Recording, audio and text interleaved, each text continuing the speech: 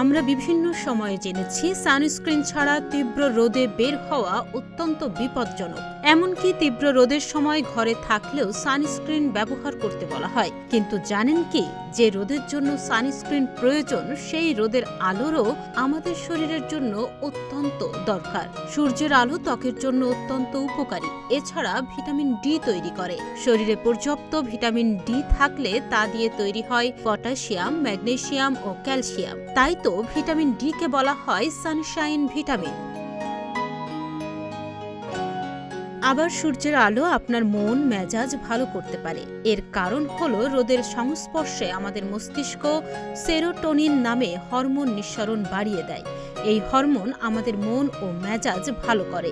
মনকে শান্ত রাখতে ও মনোযোগ তৈরি করতেও এটি সহায়তা করে। আবার কিছু কিছু গবেষণা বলছে যে সরাসরি সূর্যের আলো আপনার ত্বকের কোষগুলোকে এন্ডোরফিন তৈরি করতে সাহায্য করতে পারে, যা আপনাকে ভালো বোধ করায়।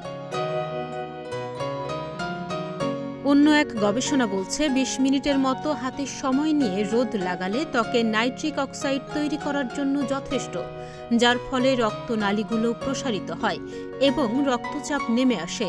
এমনকি আপনার হাড়ের জন্য ভিটামিন ডি খুবই দরকারি একটি উপাদান। এটি হাড়কে শক্তিশালী করে, আর এ সব কিছুই পাওয়া যায় সূর্যের আলোতে।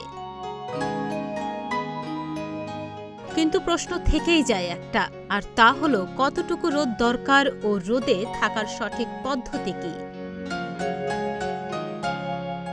রোদে গেলেই কিন্তু প্রয়োজনীয় ভিটামিন ডি পাওয়া যাবে না, বরং মানতে হবে কিছু সঠিক নিয়ম। 10 থেকে 30 মিনিট রোদে থাকলেই প্রতিদিনের প্রয়োজনীয় ভিটামিন ডি পাওয়া যায়। আপনি হয়তো মনে করতে পারেন যে মুখে রোদ লাগালেই তা হয়তো যথেষ্ট হবে, কিন্তু আসলে উপকার পেতে হলে হাতের নিচের অংশ এবং পায়েও রোদ লাগানো উচিত।